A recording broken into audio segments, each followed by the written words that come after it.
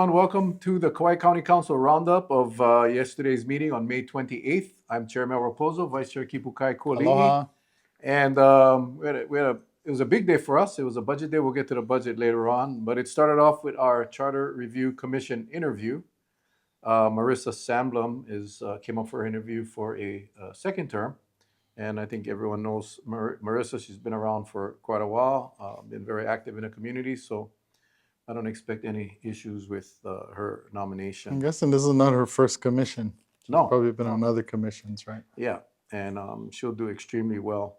We had a couple of requests for approvals for grants, two from the prosecutor's office, one for just about $75,000. This is for the Victim Witness Assistance Program, which is a very valuable program for our victims, and about $223,000 for the Career Criminal Prosecution Grant, and that is providing funding for staff and resources for our Career Criminal Program at the Prosecutor's Office. Again, very valuable, important recurring funding. Yeah. Yes, and again, I know I keep saying is whenever we can get funds from the state or from the feds, it saves our taxpayers money. So we appreciate that tremendously. We also had a request from the Parks and Rec Department to apply for a grant of $150,000. This is specifically for the coconut rhinoceros beetle. And that is a big problem here on Kauai right now, as it is across the state. And Councilmember Fern Holland is pretty much leading the charge on that effort. And she has been in communication with the Department of Agriculture for quite some time.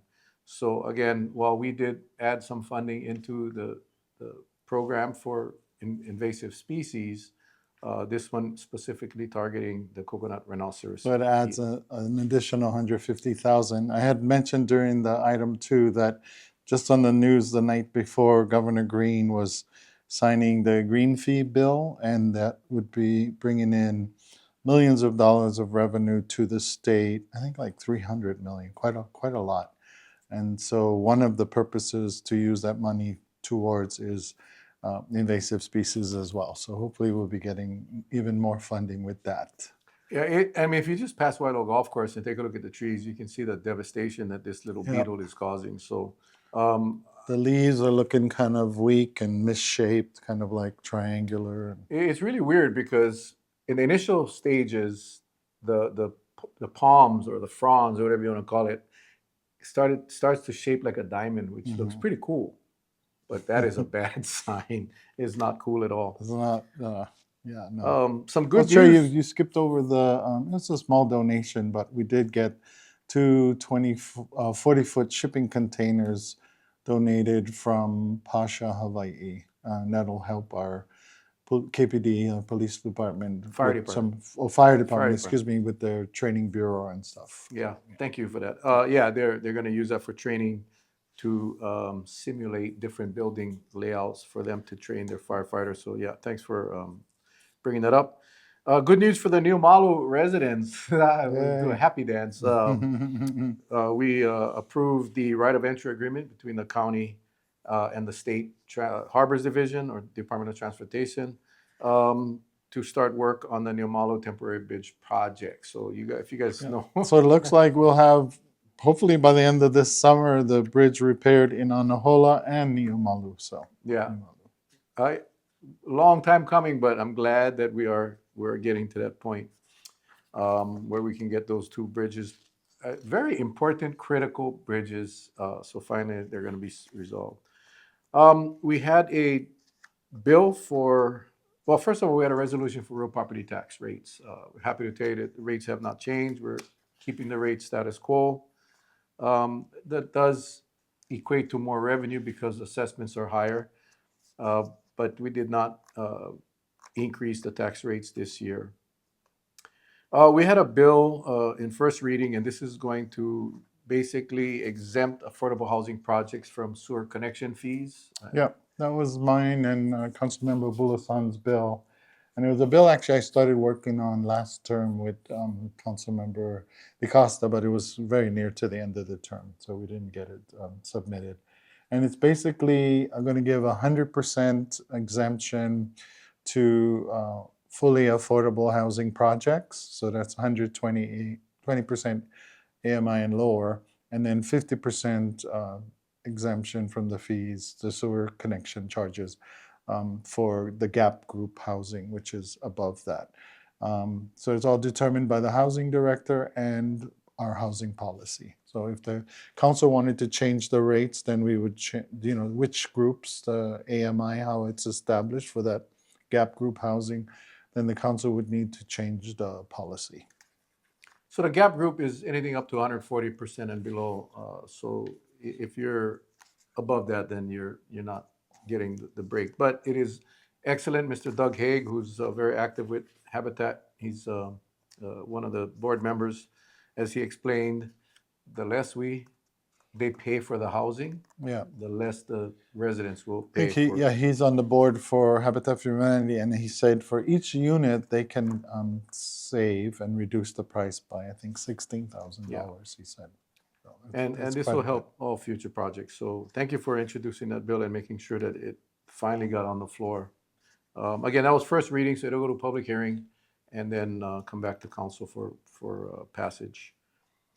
And then we had well, let's just go back to bill, the other bill for second reading was the bill for the SHOPO temporary hazard pay. Uh-huh. That was a settlement that was reached between SHOPO, the police union, and the counties, or our county. And yesterday we just approved the funding, so that was done. We have been already approving some of the other bargaining units, so Yes. this is just timely. And then we had the other three bills were our bills for the CIP budget, capital improvement, I'm sorry, two bills, capital improvement budget and operating budget. And that was pretty quick because we had done so much discussion in the budget review hearings, the public hearings. We took in some testimony as well as in the committee. So we finalized it yesterday. So we do have an approved budget, and it went across for the mayor to sign. Any thoughts on the budget? Well, just as a quick overview, 347.1 million our operating budget, 135.6 million our CIP budget. As usual, it's a structurally balanced budget. Like you were saying, no changes to the real property tax rates. One thing I mentioned in my closing comments was that although we didn't have any changes to the tax rates this year, at this point, we only use the three different tiers of setting rates for the non-owner occupied residential and the vacation rental. So I was suggesting, and hopefully it's something I perhaps would work on in the next budget cycle next year, looking at utilizing those tiers for additional categories. And one of the specific thoughts I had was for the category of owner-occupied, which is basically our old homestead exemption that everyone benefits from. And my thoughts there was to create the tiers, and it's based on assessed value, where the middle tier would be established, and that would be the current rate. So no increase to the middle group, and I think it will be the largest group, probably about 50+% of the existing. And then the lower group would be lowered, the taxes, and then the higher group, which could be, properties of over 2.5 million, and we got to look at it and hear from the public too, would be increased just a little bit. But even at $2.59, our tax rate there is significantly lower than any of the other counties. So that was just one of the thoughts on real property taxes. We do collect, this new budget, 25-26, is estimated to collect 240.6 million in real property taxes. That is the majority of our revenue for our county. We do collect from the General Excise Tax Fund as well as a TAT fund, the Transit Accommodations Tax, as well as, like we talked about at every one of our roundups, the grant requests that come in. So we do have other sources, but the bulk of our revenues come from real property tax. And although we didn't change the rates this year, if you remember, we did change the rates last year, and that additional, I think the revenues coming from the transient vacation rentals, as well as from having the vacation rental with the tiers, right? As well as having vacation rental as at the same level as hotels, which is the mayor had supported, and he actually put it in the budget, and we supported that as well.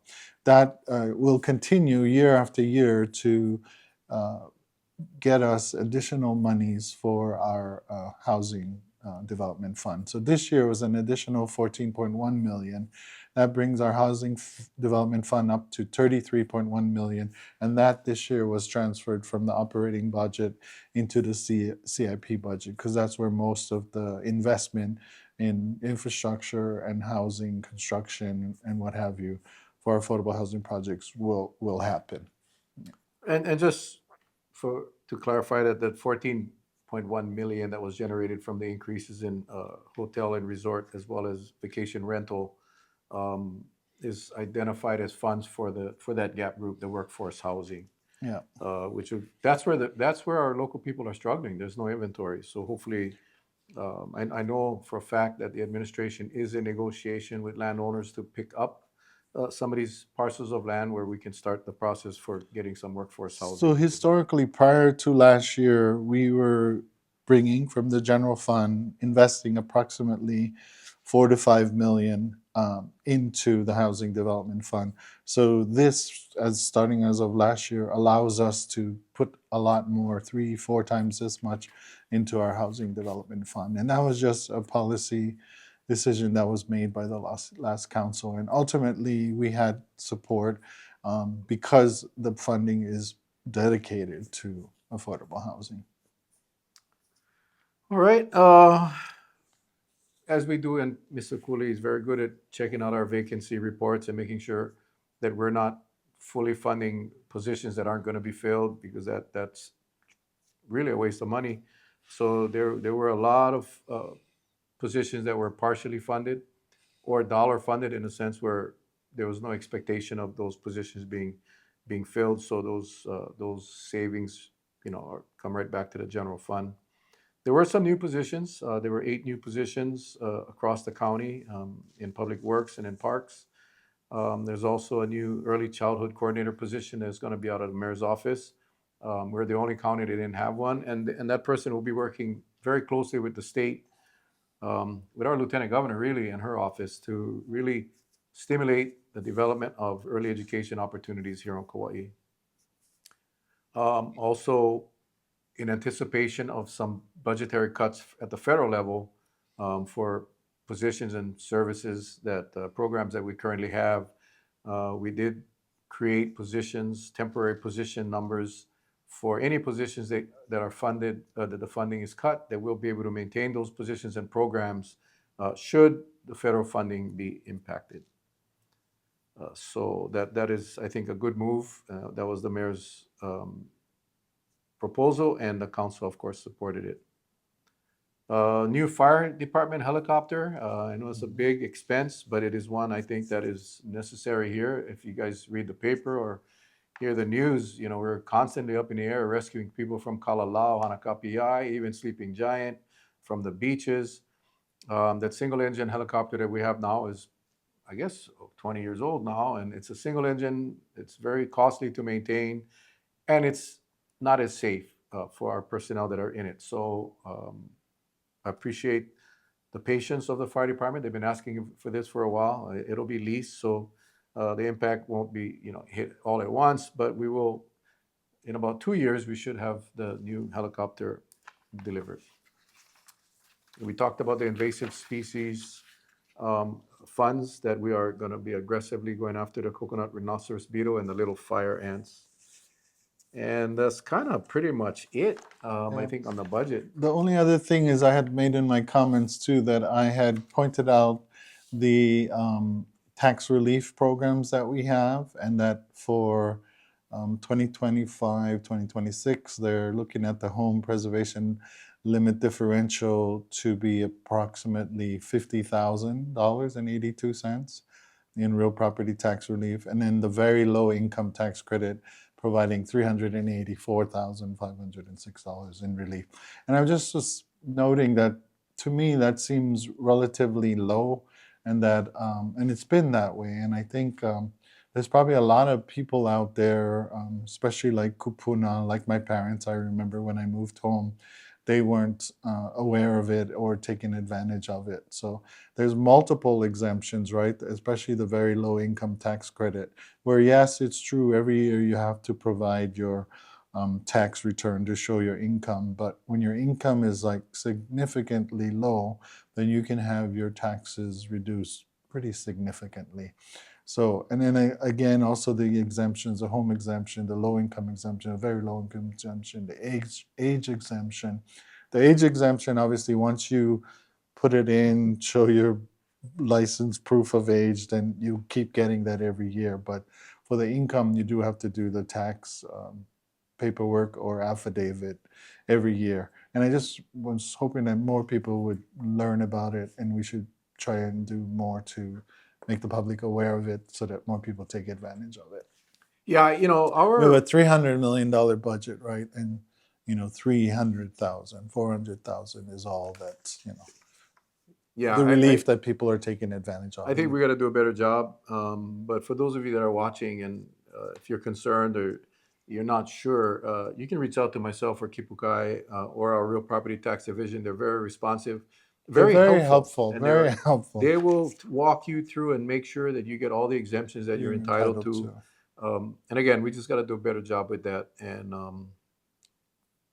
yeah, we want to make sure that everybody that's eligible get those exemptions. Especially knowing that as things change in this climate that we're facing with federal cuts and things like that, that it will probably get harder on our people too. So every dollar counts. Absolutely. And it can be a significant increase in savings with the exemptions. We did have one more bill, and it was the bill that regulates the use of public electric vehicle chargers. We've spoken of that here on the Roundup, and that passed as well. So now, once the mayor signs it, it'll be implemented, and the county is going to start charging for the use of electric vehicle chargers. And there's a whole slew of restrictions in there. You cannot just use an electric charging stall for the day. There's limits now that are on how long you can actually use the charger. The charger is there for the public, not for you to kapu.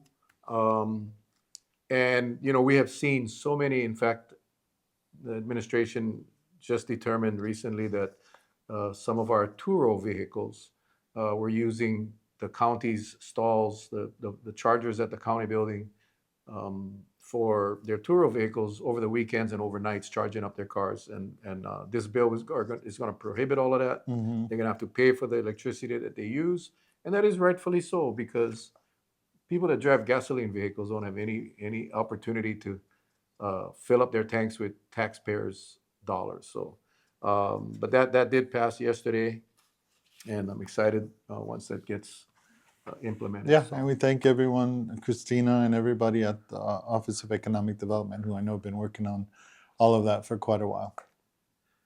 and that's pretty much it. If you guys want to watch any of our meetings, again, I want to thank Roger and the Huike staff for being so generous, allowing us to come in and do this roundup every single week. But you can watch our live meetings on Huike now on YouTube, on the Huike channel. I highly recommend you checking it out, subscribing to it, hit the notification button so you get notified whenever they go live.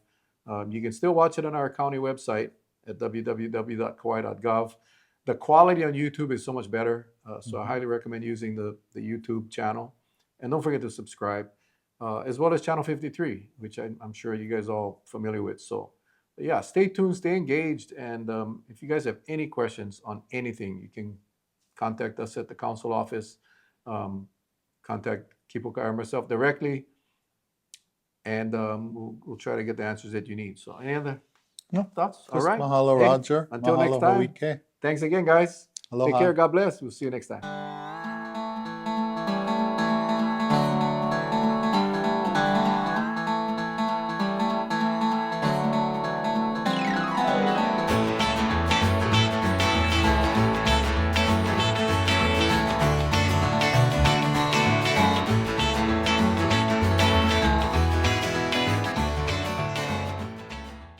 50